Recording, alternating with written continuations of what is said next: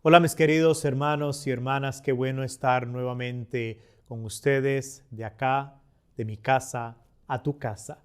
Es un gusto poder ahora entrar en, como decimos, en la profundidad de lo que veníamos esperando desde varios episodios, porque habíamos entrado.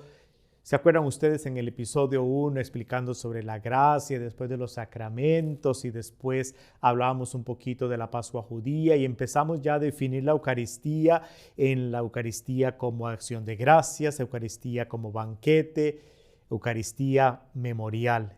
Y hoy vamos a iniciar una de las tres partes que vamos a utilizar, o sea, tres episodios para explicar la presencia real del cuerpo y la sangre de Jesucristo, que la Eucaristía es presencia real del cuerpo y la sangre de Cristo, que realmente lo que me estoy comiendo, lo que estoy bebiendo es el cuerpo y la sangre de Cristo. Pero antes de profundizar en esto, salud, un cafecito,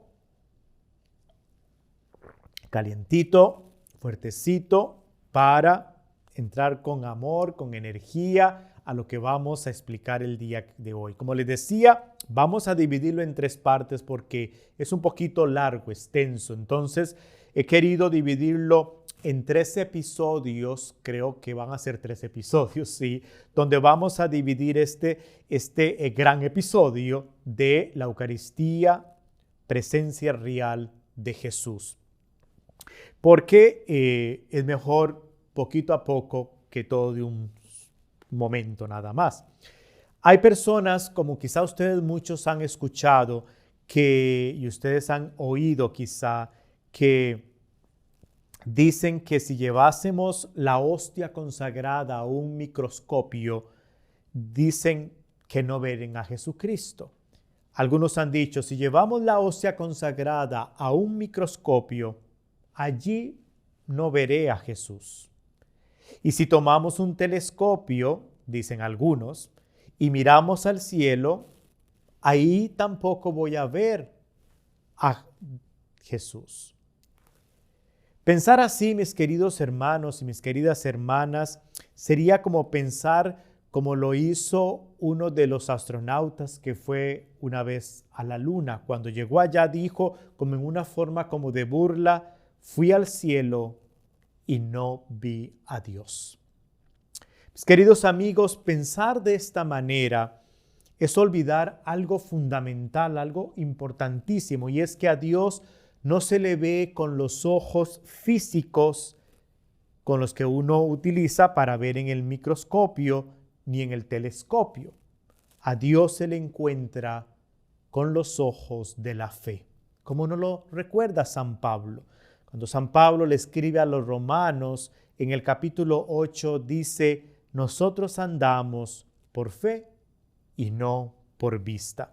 Entonces, mis queridos hermanos, ¿no te parece como una locura creer que Dios está escondido bajo las especies de pan y de vino? Sí, es que es una locura, y es una locura del amor de Dios. Es una locura que solo puede venir de ese amor infinito que Dios tiene para ti y para mí y para todos. Hoy en día algunos católicos tienen cierta dificultad en comprender y creer en esta verdad fundamental. Y dicen, bueno, la Eucaristía, dicen algunos y católicos, es un signo que evoca a Jesús o un símbolo de la última cena. Otros dicen, y católicos, la Eucaristía es un símbolo que me recuerda a Jesús, pero no es realmente su cuerpo. Esto es escandaloso, mis queridos hermanos y hermanas, que yo como católico diga esas cosas, porque no estoy realmente convencido realmente de que eso es el cuerpo y esa es la sangre de Jesucristo. Entonces, realmente la Eucaristía no es un signo, no es un recuerdo, no es un símbolo, como ha dicho mucha gente, que quizás se sientan ahí en las bancas de la iglesia, que se llaman católicos, pero dicen, yo no creo que ahí esté el cuerpo de Cristo, yo no creo que ahí esté la sangre de Cristo. Es un recuerdo, es un signo, es un símbolo de la presencia de Jesús y nada más. Por eso, la razón de estos episodios, por eso el poder sacar el tiempito para poderles explicar a ustedes y que a Jesús no le bastó encarnarse. A Jesús no le bastó hacerse hombre, hacer un hombre como tú y como yo, sino que fue más allá y nos salva. Te salva a ti, me salva a mí, con su redención, con su muerte y resurrección, y que no se queda ahí. Su amor no lo limita a la encarnación, su amor no lo limita a la salvación, sino que quiere quedarse con nosotros, como lo dice en San Mateo, en el Evangelio de Mateo, cuando dice en el capítulo 28, sepan que yo estoy con ustedes todos los días hasta el fin del mundo, sino que su amor lo lleva a querer quedarse en un pedazo de pan, en un poco de vino. Pero entonces surge la pregunta, ¿cómo se explica esta presencia de Jesús en la Eucaristía? ¿Cómo explico esto? ¿Cómo es que voy a decir que ahí está el cuerpo de Cristo si yo lo que veo es pan, sabe a pan, huele a pan, y eso sabe a vino, se ve como vino, pero es la sangre de Cristo? Entonces, para explicar esta verdad de fe tan importante y central en nuestra vida cristiana católica, tenemos que irnos al momento en el que Jesús explica este misterio. Y el Evangelio de San Juan lo explica muy bien en lo que se le llama el discurso del pan de vida, que lo encuentras en el capítulo 6 del Evangelio de San Juan. Cuando Jesús, estando en la sinagoga de Cafarnaúm, dice este discurso. Pero para entender un poquito este discurso que lo encontramos en San Juan, tenemos que ver un poquito hacia atrás. De acuerdo al Evangelio de San Juan, el escritor sagrado pone ciertos acontecimientos de Jesucristo antes que nos van a ayudar a comprender este capítulo 6 del discurso del pan de vida. Entonces vamos como a retroceder un poquito y vemos que hay dos acontecimientos que han sucedido antes de que Jesús diga este discurso en la sinagoga de Cafarnaúm. El primero es la multiplicación de los panes. ¿Recuerdan ustedes ese acontecimiento donde Jesús multiplica 5, o sea, que solamente le traen 5 panes, 2 peces y come una multitud? Dice la Sagrada Escritura que más de 5,000 hombres, sin contar mujeres y niños, se alimentaron, y en ese momento a Jesús lo quieren hacer rey, lo quieren proclamar rey. Jesús, ¿qué hace? Se escabulle, se sale de una multitud y se va al monte a estar solo, a orar, a estar con el Padre. El otro acontecimiento que nos encontramos antes del discurso que hace Jesús del pan de vida, es cuando Jesús camina sobre las aguas y calma una tormenta. Una tormenta que es de noche o de madrugada ya, donde están los apóstoles en el bote, se hace toda una tormenta y Jesús calma la tormenta, no se hunde, tiene poder sobre la naturaleza, puede calmar la tempestad. Entonces, estos dos relatos tenemos que tenerlos en cuenta, la de la multiplicación de los panes y el de poder controlar la tormenta, que nos van a referir a dos cositas. Una es de que Jesús tiene poder sobre la materia, multiplicando los panes y los peces. Y segundo, que no solamente Jesús tiene poder sobre la materia, sino que tiene también poder sobre las fuerzas de la naturaleza, como lo es una tormenta en el tiempo y en el espacio. Entonces aquí con estos dos relatos, con la multiplicación de los panes y los peces y con la calma de la tormenta, con el calmar la tormenta, nos está manifestando que Jesús tiene poder sobre la materia. De 5 panes dio de comer a más de 5,000 y también tiene poder sobre las fuerzas de la naturaleza. Entonces, si Jesús tiene poder para todo eso, lo cual ni la gente de ese momento, de hace 2000 años, que vio a Jesús físicamente, que vivieron con Él, que estuvieron con Él, y hoy en día también nosotros no tenemos dificultad en comprender, creer de que Jesús tiene poder sobre la naturaleza, que tenga poder sobre la materia. Resulta que ese mismo Jesús también tiene poder para transformar el pan y el vino en el cuerpo y la sangre de Cristo. Siguiendo el relato del Evangelio que les decía, Evangelio de San Juan, estamos en el discurso, o vamos a iniciar el discurso del pan de vida, que se da de acuerdo a la narración del Evangelio al día siguiente, cuando él ya aparece en la sinagoga de Cafarnaúm. Toda la gente que había visto, había presenciado y había pues también comido de la multiplicación de los panes que Jesús había hecho, lo han seguido. Andaban como locos buscándolo y logran escabullirse por todo el lago de Galilea para llegar al otro lado a Cafarnaúm y llegar ahí en ese momento. Entonces, cuando Jesús está dando este discurso, lo está dando sobre todo a todo ese montón de gente que ha venido detrás de él. Y es ahí cuando él pronuncia ese discurso. Entonces, por eso hay que tener muy en cuenta la audiencia. Toda esta gente ha sido testigo del poder de Jesús sobre la materia. Ha sido testigo, incluso sus apóstoles, del poder sobre las fuerzas de la naturaleza al calmar la tormenta y ya no hundirse el bote que se estaba hundiendo. Jesús sabía que la gente no venía porque creía en él. Jesús sabía muy bien que la gente venía porque les había llenado el estómago. Muchos panes, muchos peces gratis. Habían alimentado, se habían llenado su estómago. Por eso es que en el versículo 26 y en el versículo 27 de este capítulo 6 de San Juan, dice: no busquen el alimento que se consume.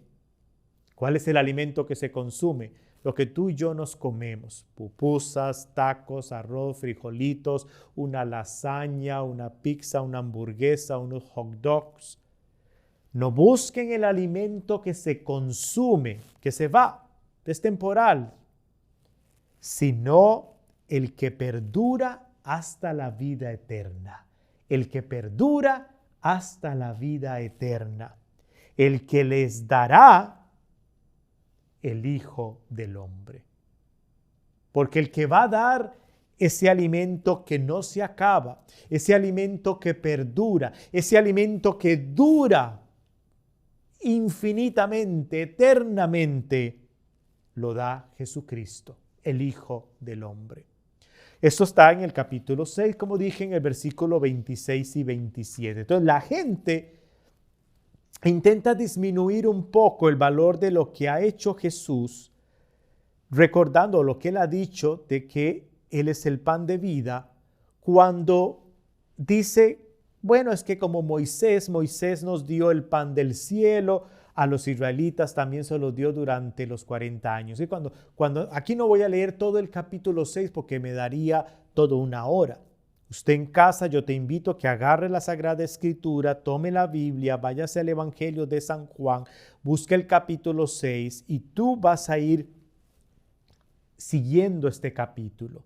Acá nada más te voy a dar como las pautas, las ideas para que usted vaya comprendiendo la riqueza de este capítulo que es el discurso del pan de vida. Y si ustedes van viendo, porque se va dando todo como un diálogo, una conversación entre Jesús, entre las acciones que la gente va haciendo, las actitudes, la conducta y lo que ellos van expresando y cómo Jesús va respondiendo también a todo eso. Entonces, cuando Jesús dice yo soy, en este capítulo 6, que yo lo hice en referencia a hace 2 episodios atrás, en el episodio número 6, cuando expliqué lo de la Eucaristía como banquete, ahí leí yo un pedacito de este capítulo 6, hacía referente cuando Jesús dice yo soy el pan de vida.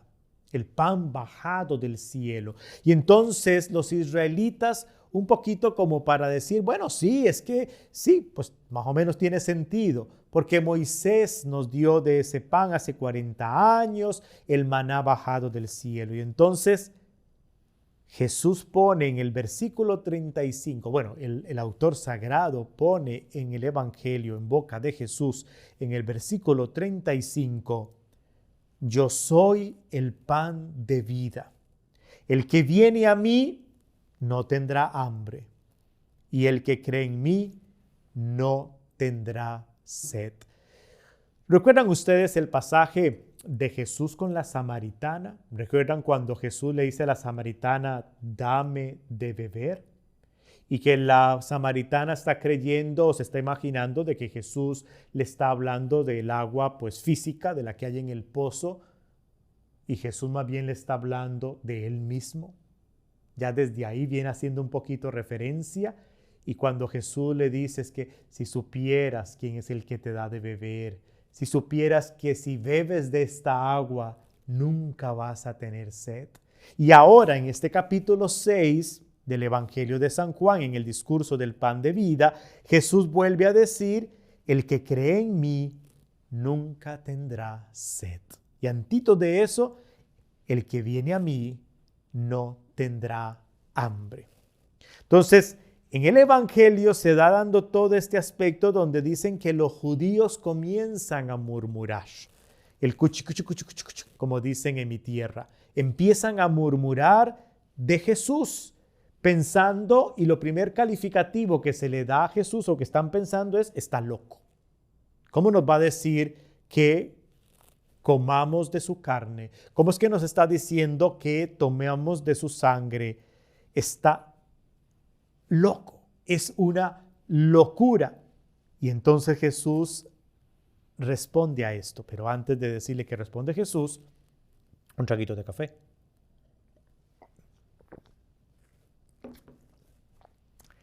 Jesús dice en el versículo 51, ahora estamos brincando al 51 y vea lo que dice Jesús.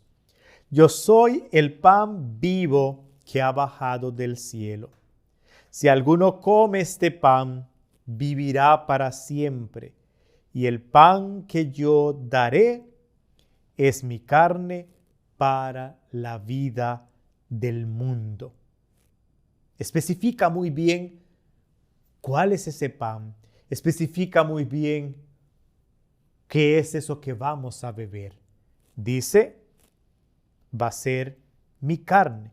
El pan que yo les daré es mi carne para la vida del mundo. Entonces ahora los judíos no solamente están ya murmurando y diciendo, este está loco, lo que está diciendo es una locura, sino que se ponen ya a discutir entre ellos mismos y se preguntan cómo puede este que está acá diciendo este discurso dándonos de comer. Recuerden que la gente que está discutiendo, que está murmurando, fue la misma gente que Jesús les llenó la panza anteriormente con la multiplicación de los panes. Es la misma gente que dice el Evangelio lo querían hacer rey después de que de 5 panes alimentó a una multitud de más de 5,000 personas, porque eran 5,000 solamente hombres, sin contar mujeres y sin contar niños.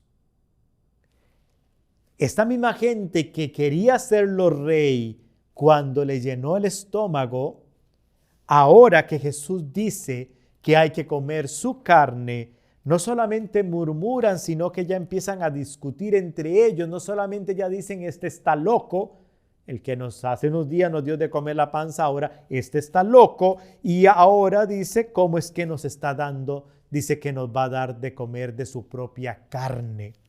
Entonces surge la pregunta, Jesús aquí, cuando está hablando en este discurso, cuando está hablando del pan de vida, ¿está hablando en una forma simbólica o está hablando en una forma literal? Es que esa es la gran pregunta. ¿Y por qué? Porque en otros momentos Jesús ha hablado simbólicamente. Ustedes saben muy bien que Jesús en otros momentos se ha dicho, por ejemplo, yo soy la puerta. Eso lo leíamos o lo puede usted leer en el Evangelio de San Juan, en el capítulo 10, en el versículo 7, cuando Jesús dice, yo soy la puerta. Y si nos vamos al al capítulo 15, Jesús dice, yo soy la vid, ustedes los sarmientos. Y si me quiero ir al Evangelio de San Juan mismo, en el capítulo 10, versículo 11, Jesús también dice, yo soy el buen pastor. Aquí no hay ningún problema. Aquí sí Jesús está hablando en una forma simbólica. Que Jesús es puerta, que Jesús es un pastor, y no solo un pastor, sino que es un buen pastor, que Jesús es una vid. Aquí la gente no le cuestiona nada. Aquí la gente no le dice que está loco o empiezan a murmurar o empiezan a discutir. ¿Por qué? ¿Por qué no discuten? ¿Por qué no le dan el título de loco? ¿Por qué no murmuran de Jesús? Porque sabe muy bien que Jesús está hablando en una forma simbólica. Pero al ellos murmurar, al ellos discutir, es porque saben que Jesús en este discurso del pan de vida no está hablando en una forma simbólica. Está hablando literal, así como lo está diciendo, es que el pan es su cuerpo es la carne, su carne, y el vino es su sangre. Cuando Jesús se compara a una puerta, a una vid, no hay ningún problema. ¿Por qué? Porque ya ha hecho comparaciones anteriormente y lo ven lógico, pero en este momento la gente no cuestiona porque saben que en ese momento Jesús está hablando muy en serio y que está hablando literal, no está hablando en una forma simbólica, no está utilizando una metáfora o una comparación. Pero ahora en el discurso del pan de vida, cuando Jesús dice que Él es el pan bajado del cielo y que ese pan es su carne, ahí la gente reacciona muy diferente de que cuando Jesús dijo que era una puerta. Ahí la gente reacciona muy diferente de que cuando Él dijo que Él era un buen pastor. Reaccionan murmurando, dice la Escritura, reaccionan discutiendo entre sí. Y entonces es cuando Jesús les dice, tranquilos. No. Jesús no en ningún momento les dice, tranquilos, no se preocupen, yo estoy hablando simbólicamente, no, para nada. En ese momento, y es que en otras veces Jesús ha explicado, cuando ve que la gente no le entiende muy bien, Él explica, porque está hablando en una forma simbólica. Por ejemplo, recuerdan ustedes muy bien el pasaje de Nicodemo, cuando le dice a Nicodemo que van a nacer de nuevo. Y Nicodemo le pregunta, ¿y cómo va a ser esto? Nicodemo no le entiende. Jesús está hablando ahí en una forma simbólica. Y Nicodemo, pues no entiende, nacer de nuevo, como que voy a entrar yo otra vez en el vientre de mi mamá. Y mi mamá va a volver a dar luz conmigo. ¿Cómo es esto? No entiendo que yo voy a nacer de nuevo. Y Jesús le explica y Jesús le dice que tiene que hacer eso, que va a hacer nacer en una forma espiritual, en una forma sobrenatural. Jesús le explica. Pero aquí en el discurso del pan de vida, Jesús está viendo la reacción de la gente. Ven que murmura, que discuten, que dudan, que creen que Jesús está como en una forma simbólica.